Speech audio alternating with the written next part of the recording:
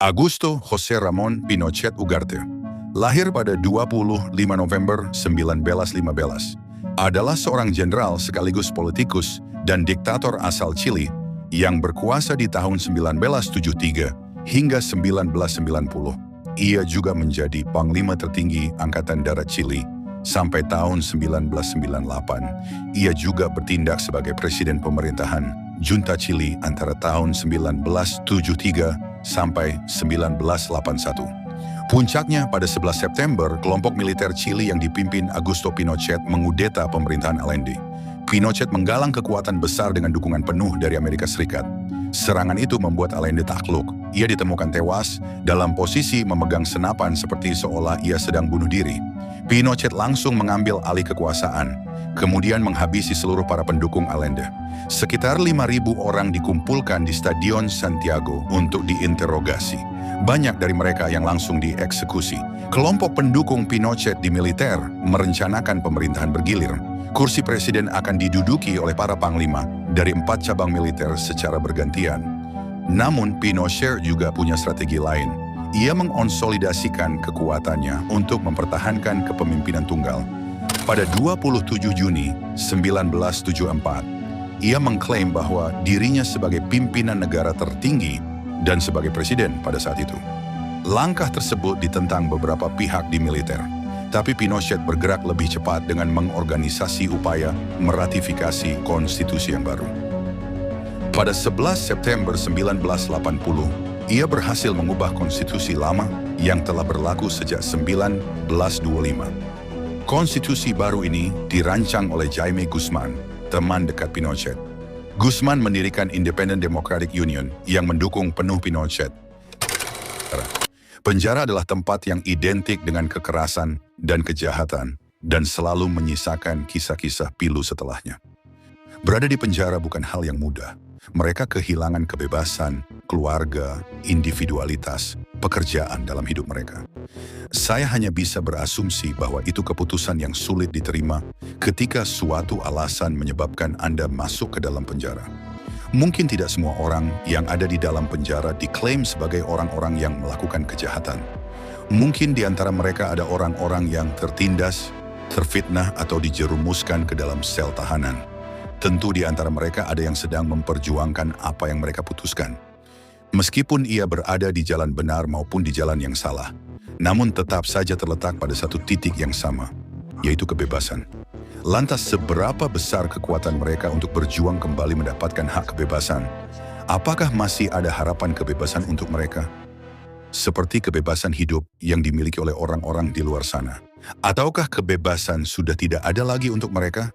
Bahkan sebagian mereka menghabiskan umurnya di dalam tahanan sampai akhir usianya.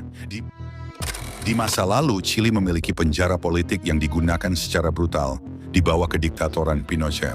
Sekitar 38.000 orang menjadi tahanan politik, dan lebih dari 3.000 lainnya hilang. Kemungkinan besar lainnya telah dibunuh. Pada masa pemerintahan diktator Augusto Pinochet, ketika sekelompok anggota pemberontak melakukan aksi upaya pembunuhan terhadap diktator namun gagal. Mereka semua berakhir di penjara dan sebagian dari mereka telah dijatuhi hukuman mati. Akibatnya, mereka melakukan pelarian yang rumit. Seperti yang terjadi di kasus ini, mungkin kalian pernah mendengar berita tentang seorang tahanan yang berhasil melarikan diri dari penjara dengan melompat pagar atau melarikan diri saat memanfaatkan kesempatan dalam situasi. Mungkin sebagian orang tak pernah mendengar tentang para tahanan yang melarikan diri dari selnya dengan melubangi tanah yang menembus luar penjara. Hal ini mungkin dinilai fiktif dan tidak masuk akal, mengingat kita hanya menyaksikannya di dunia perfilman. Tak hanya di film-film saja, pelarian para tahanan juga sering terjadi di dalam kehidupan nyata. Mungkin sebagian para tahanan yang berhasil melarikan diri cenderung bukan orang biasa. Biasanya mereka adalah orang-orang tahanan beresiko tinggi yang memiliki IQ superior alias manusia super jenius.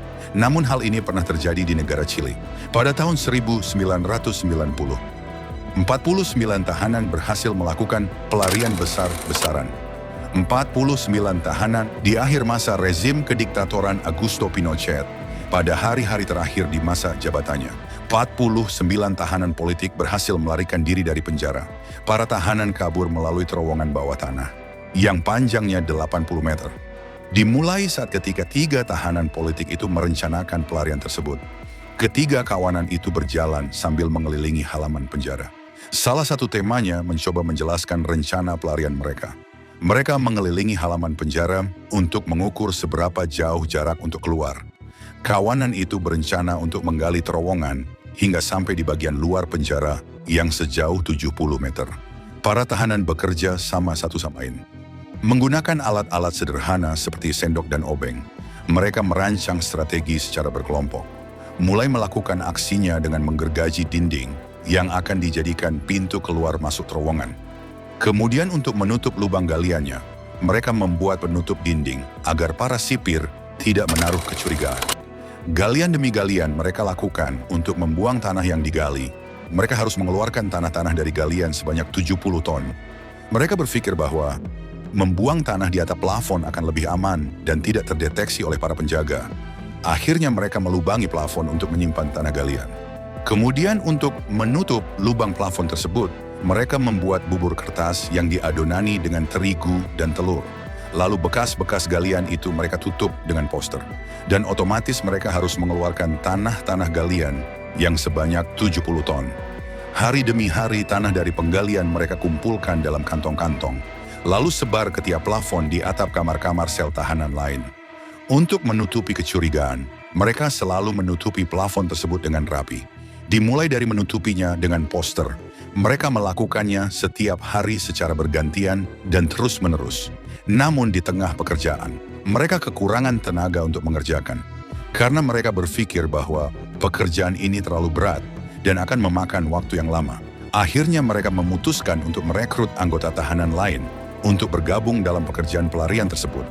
Setelah mendapatkan tambahan anggota, mereka membagi waktu menjadi 4 shift. Mereka melengkapi terowongan dengan penerangan udara supaya mempermudah pekerjaan. Para sipir selalu berpatroli mengelilingi sel dan menggeledah tiap kamar-kamar para tahanan. Jelas saat situasi tersebut membuat para komplotan makin ketar-ketir dibuatnya. Namun para komplotan itu tidak bodoh. Mereka memiliki cara-cara jenius untuk mengelabui para sipir. No, no te estoy agarrando para el huevo. Yo estoy con mucho trabajo en el partido y el plebiscito ya está encima. Suatu hari saat kunjungan tiba, salah satu istri komplotan, yaitu Jimenez, datang berkunjung menemuinya. Saat mereka bertemu kemudian mulai saling berdiskusi. Saat keduanya berdiskusi secara bisik-bisik, Jimenez berkata, meminta istrinya untuk memberikan dukungan dari luar atas pelariannya yang direncanakan itu. Istri Jimenez sempat kaget dan melolak, namun setelah berdiskusi panjang dan menjelaskan semuanya, akhirnya istri Jimenez menyetujui rencana pelarian tersebut. Kemudian istri Jimenez pulang lalu mencari bantuan dan dukungan dari luar. Istri Jimenez menemui beberapa kerabat para tahanan untuk mengajak memberi dukungan kepada para komplotan itu. Setelah istri Jimenez berdiskusi dan menjelaskan, akhirnya mereka pun menyanggupi untuk memberikan dukungannya dan akan menyiapkan semua yang dibutuhkan. Mereka melakukan penggalangan dana dan bantuan untuk aksi pelariannya para tahanan politik itu. Setelah 18 bulan berlalu, akhirnya penggalian terowongan selesai dan siap digunakan untuk pelarian. Sebelum pelarian, para komplotan itu telah bersiap-siap melakukan aksinya. Ditambah dukungan dari luar sudah disiapkan. Lalu pada malam hari, satu persatu mereka mulai keluar dari ruangan. Mereka mulai masuk ke dalam terowongan, merangkak berjajaran sambil menanti kode bantuan dari luar datang. Setelah bantuan datang, setapak demi setapak mereka mulai merangkak menuju keluar. Satu persatu para komplotan berhasil keluar. Lalu para komplotan itu diarahkan menuju ke dalam bis yang sudah disiapkan. Setelah itu, mereka dibawa sejauh mungkin menuju perkotaan. Kemudian mereka diturunkan secara acak dan berpencar, supaya aksi itu terlepas dari pengejaran polisi. Setelah itu semua berhasil melarikan diri. Sekitar 80 orang lainnya juga mencoba melakukan pelarian tersebut. Namun upaya mereka digagalkan polisi. 49 tahanan berhasil melarikan diri. Mereka menjadi buronan di saat itu. Para polisi melakukan perburuan besar-besaran, menggeledah mobil-mobil di perkotaan, dan meningkatkan patroli jalanan. Namun tak lama kejadian itu, Pinochet lengser dari masa kediktatorannya dan digantikan dengan presiden baru Chili. Setelah menjadi buronan, akhirnya para narapidana itu telah dihapus dalam pencarian.